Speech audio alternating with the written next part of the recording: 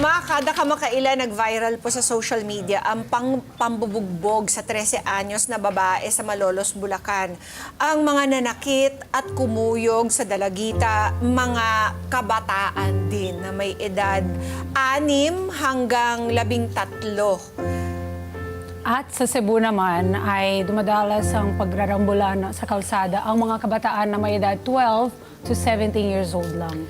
Bakit nga ba may ilang kabataan ang nagiging sobrang agresibo at bayolente sa ngayon? Mahalagang maunawaan po natin kung ano ang mga ugat ng ganitong pag-uugali at kung paano ito maiiwasan. Para lubos po nating maintindihan ang usaping ito, makakasama po natin ang clinical psychologist na si Ms. Novi Duquilia. Good morning, Ms. Novi. Welcome back.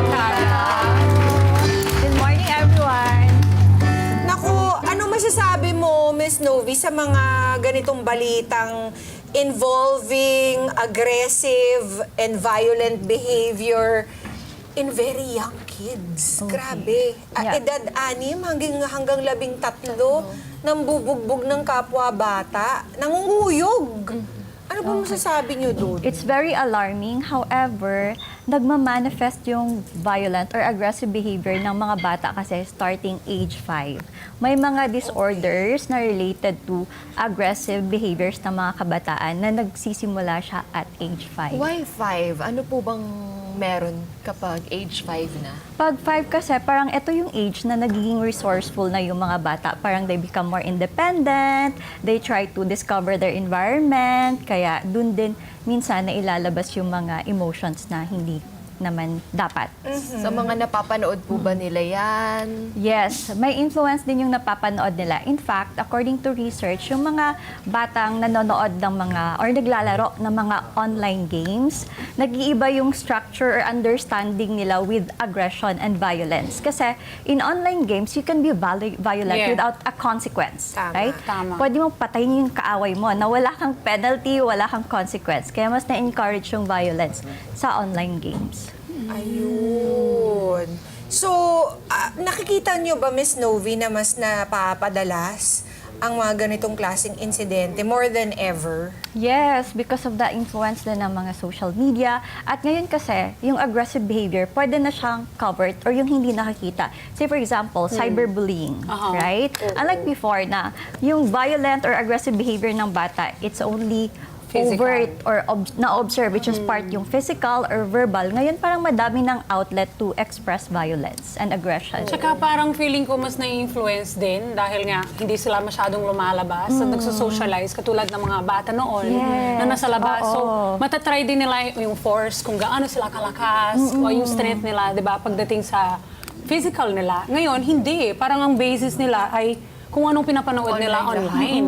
Most of the kids din na umabot ng 5 years old ngayon, umabot sila ng pandemic, which is halos 2 to 3 years, hindi sila lumalabas ng bahay. Yes. So, pabata ng pabata yung gano'n. Yes, at tama yung sinabi ni Miss Diana, yung socialization. Kasi it's through socialization na nade-develop yung emotional intelligence ng bata, na nade-develop yung proper emotional development ng bata. So kung walang socialization, puro lang social media, hindi niya alam paano i-express yung emotions niya, paano mag-react during certain social situations.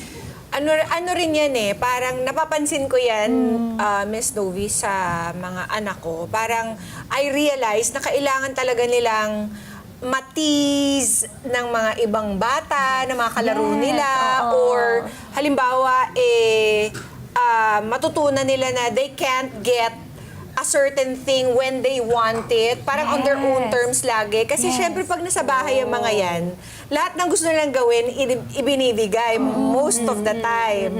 Pag gusto nila isang bagay, kukunin lang nila. Pero pag meron na silang mga ibang kasama na hindi necessarily magpaparaya sa kanila, doon sila natututo na parang, ay, hindi pala pwedeng lahat ng gusto ko makukuha ko when I want it.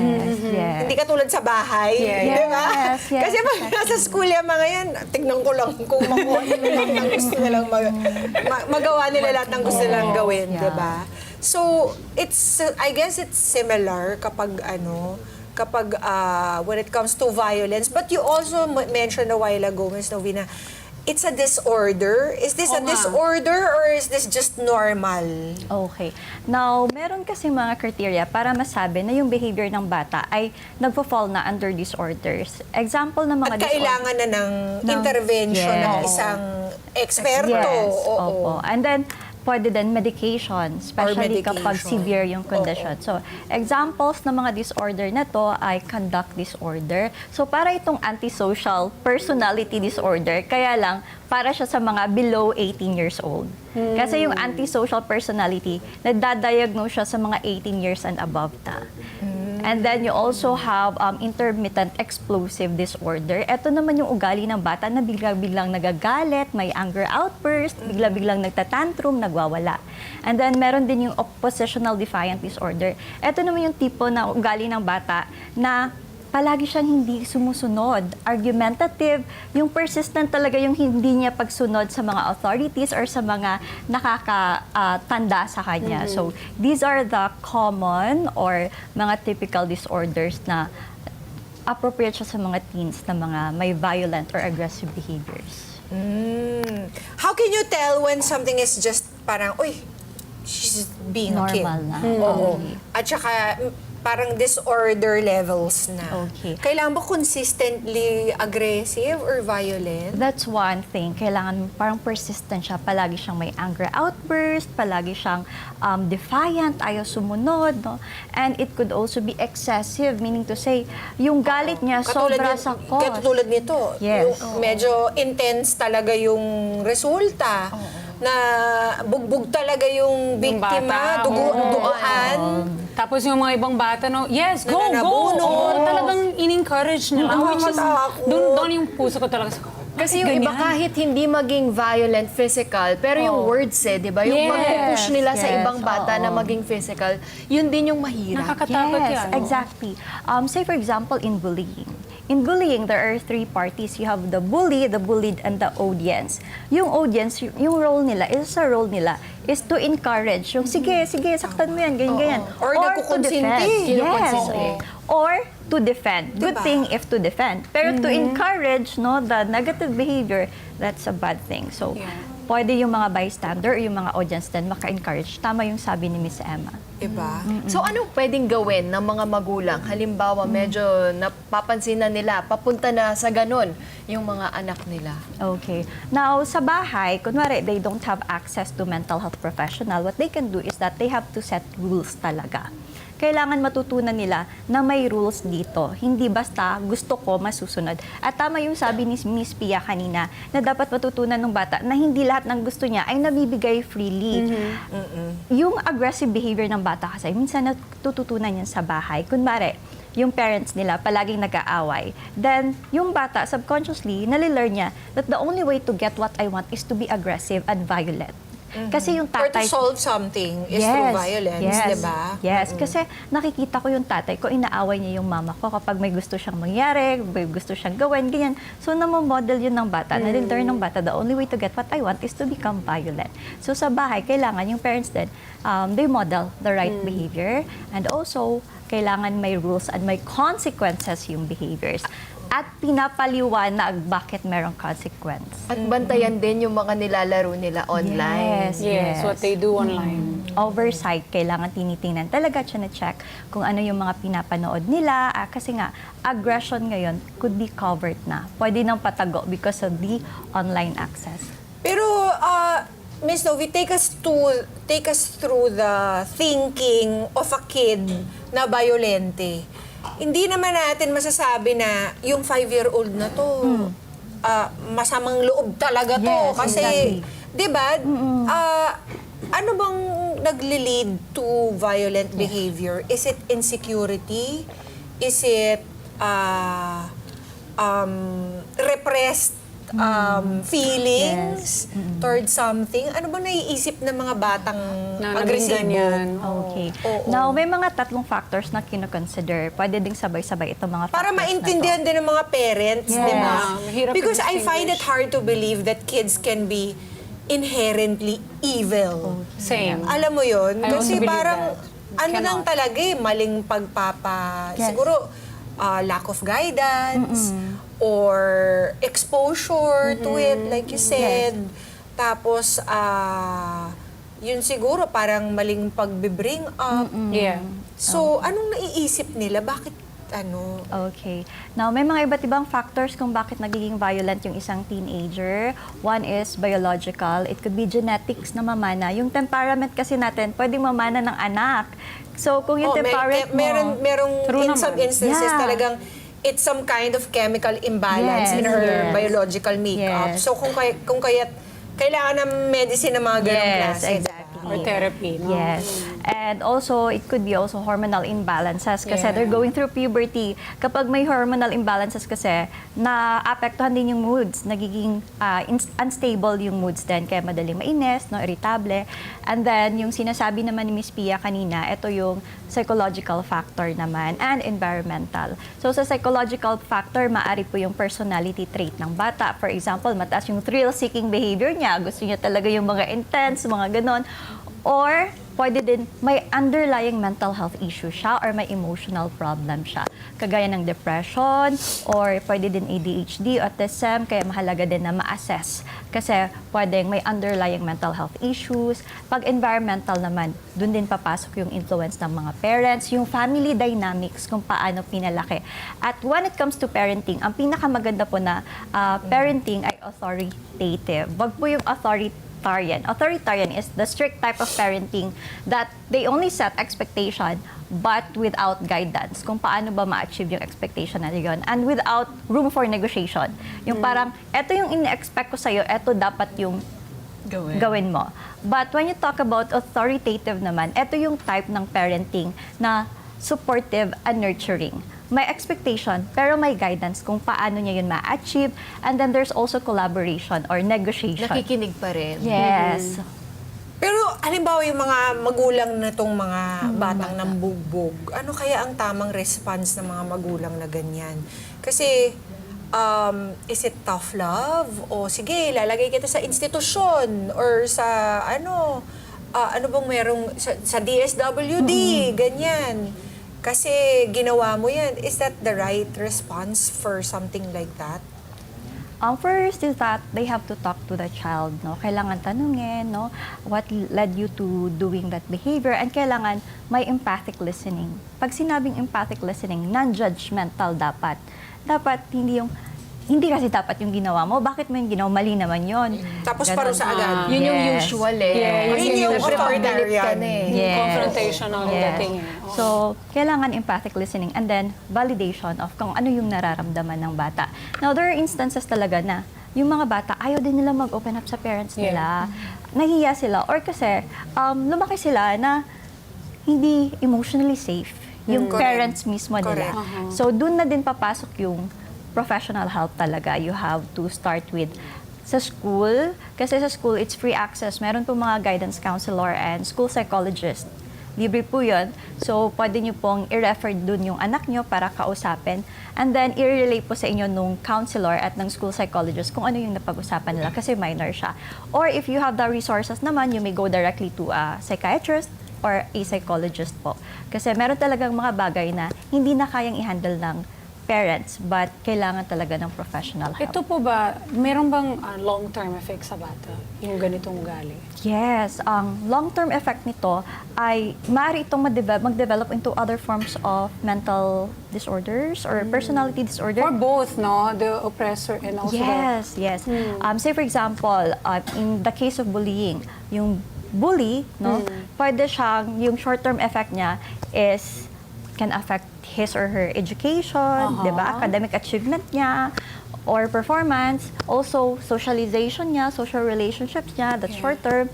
In long term naman, no, maaari siya makadevelop ng mga mental health issues such as antisocial personality disorder, which I mentioned kanina. Usually, nagmamanifest siya during teenage, yung antisocial personality in a form of conduct disorder, and the other two kanina. And then, pag 18 pataas na, yun na yung antisocial personality. Doon naman sa victim ng aggression or violence ng other teenage, maaari silang makadevelop ng low self-esteem kasi they would start questioning themselves, bakit ako nata-target? Is there something wrong about me? Something like that, no? Am I worthless? And also, anxiety disorders because lumaki sila or they are for a long period of time, let's say, nabully sila, then yung environment nila is very unpredictable. So they can develop anxiety disorders too for long-term Ang effect. lala. And parang yata yung mga, even the adults that were present doon sa video na, of course, you can't see it right now, mga kada, but you can search it on your social media because you shouldn't show it to everybody and it's blurred. Parang even the adults are like encouraging yung Encouraging. pagbubuo. Oo, or just the fact na kinokondone mo siya, hindi mo siya Yes. pinipigilan. Yes. That's already, Alarming. parang ano na yun eh, parang,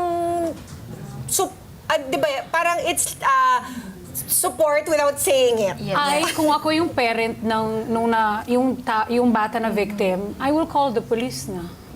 Pag ganon. Ano ba dapat gawin? Hindi kasi magpanik ako. Magpanik ako and I know there's another adult involved na hindi naman tumulong. Kasi Ang mahirap dun mga minor Babae de pa edad naman. din kasi. And girl pa. Diba? Sana nandun yung guardian din ng victim, no, nung bata. Kasi mahalaga din yung presence ng guardian ng other party. Kasi kawawa siya mag-isa At lang. magkapatid. Yun yung mahirap sa, hindi lang sila basta magkaibigan eh. Magkapatid. Okay. So there's really something wrong with the family, family. dynamics, Oo. no? It's environmental din kung bakit naging ganun Yung nagbubog, behaviors. magkapatid. Kaibigan nila, yung binugbog. nila. Okay. So you can really say na from the mother to those people na nag-elicit ng aggressive behaviors, talagang nandun yung aggression together, Yeah. no? Yeah. So it could be na influence din ng family dynamics, kaya ganun yung mga bata, the way they handle things, they become violent. Kaya Ms. Novi, napaka-importante po ng mga pointers na bibigay nyo sa ating mga magulang sa ngayon. Ano po ba yung pwede nilang gawin on their own right now to discourage and to prevent this kind of aggression sa mga anak nila? Okay. Ito na, mag-notes na. Alright. So, tama yung sinabi kanina, guidance. And kailangan talaga ino-observe natin kung ano ang ginagawa ng mga bata. Okay? Second naman is you engage them into sports. Nice or, yun. Yes. Or any high intensity na mga activities para instead na maging aggressive sila, i-redirect nila. ibuhos, no? Oo, i-release nila lahat ng stress exactly. dyan. Example, boxing, Yun. wrestling, swimming, May basketball. discipline pa. Correct. Yes, Kasama. May exactly. teamwork pa kasama, Yes. matututo. Diba? So, nade-develop yung emotions nila, emotional development nila. So, Nice. also, self-soothing technique. Example, kunwari, napapansin nyo na parang itong anak ko may problema siya the way mag-handle ng anger or inconveniences, not necessarily talaga na disorder na, no? Yes. But you can teach your child. Example ng self-soothing technique ay yung butterfly hug. It's very simple. Even an adult can do Turuan mo this. kami. Okay. Ano yun? Whenever you feel uneasy or parang hindi ka comfortable sa situations or nagagalit ka na, naiinis ka na, what you can do is you do this. So this is like the butterfly hug. And then you tap your arms. Ganyan. And then you do the deep breathing at the same time. Tapos, pakiramdaman mo yung pagtatap mo while you are doing the deep breathing. Parang mas magandang nakapikit kasi Yes. feeling mo ibang tao yung nagtatap sa'yo. Yes, exactly. Di ba very soothing siya? Parang meron nga. Di ba? Parang, Effect nga siya. Yes, Kasi di ba parang kumakalma makakalma ka, makakal na Yes. parang, Galit pala kayo. Gagawin ko to sa bahay. try niyo po, mga Try na kada. mga kada. Yes. Tapos Tingnan. pikit kayo, parang, Yes. pero wag kayo, marami pa tayo. Huwag Oo, kayo may show pa matutulog, tayo. ah. Yes. May show pa. Pwede nyo din po siyang i-move dito, ganyan. Yeah, masarap siya, right? So Totoo yung kapag feeling mo tapping, no? naiinis ka na Yes. or Even nagagalit, yeah. no? Dati Huwag niyo dito. pong gawin ito pag nagmamaneho kayo. Kapag sa traffic pala, inis na parang, Kung kayo nagmamaneho. Motorcycle driver pa naman. pwede kapag kunyari gusto nang magalit sa bata, di ba? Minsan kasi pag galit tayo, agad gusto nating ilabas eh. Yes. So, yes. Sabi siguro nung sabi nung Soothing anak mo, technique. ano kayong ginagawa ni ma'am? Yeah. So, ito yung tinatawag na butterfly hug. It's so cute, right? Yeah, it's cute. Butterfly hug. Also, another yung mga music, no? Self-soothing din ang music, so you encourage them. And merong research na sinabi na yung drumming or yung pagja-drums, maganda siya na alternative sa aggressive and violent behaviors ng mga kids. So you might wanna engage your kids to learning instruments such as drumming. So halimbawa, at the age of 5, medyo nakikitaan na nila ng ganun. Siyempre, kapag nanay ka, di ba, hindi mo naman maiwasan yung sa labas. Kapag nasa school na, iba na yung nakakasama. Yes. So pag medyo nakikitaan mo na ng ganun, pwede mong ipasok into sports, Yes, music, music. arts, even arts. Kasi arts po is a form of emotional expression. Self-expression, yeah. Yes. Painting, drawing, yung mga ganun. I did all of that when I was young. Siguro was so problematic. At alam mo naman, you came out really well. It turned out well. I promise. Kaya, Kahit medyo may this is topak. si Diana yung living proof na effective itong mga ganitong klaseng strategies. I did all of it. Diba? At saka, I remember this one, no? Tapping. Yeah. tapping din. Para saan yun? Yung tapping. For relaxation, for trauma. For trauma, that's yeah. very See? effective for They people would with make me trauma. do this all the Yes. time, which is, alam mo na, matindi yung trauma na yan. Siguro. Yeah. Oo. Nawala na yan. Yeah. O, diba? At saka dahil Praise siguro God. kanya-kanyang papanood ngayon, dapat talaga, pag nanonood sila ng mga gadgets nila, it has to be in a public Yes. area Yeah. para alam mo yung pinapanood nila at pwede Yeah. mo ma-explain. Yes. Kasi hindi mo talaga sila masya-shelter from seeing bad content Correct. sa internet, online.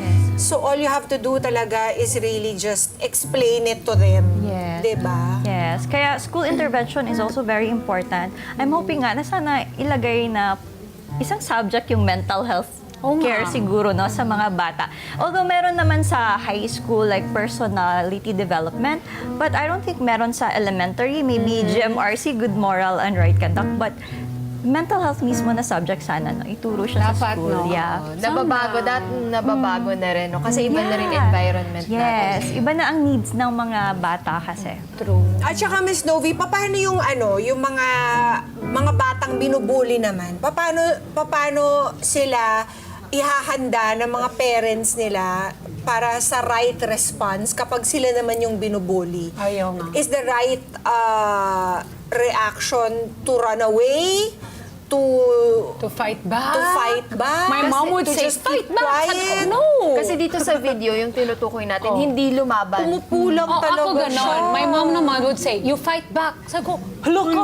Sabi niya, I used to do that. Bugbog ko talaga yung... Sabi ko, ma, hindi ko kaya yun.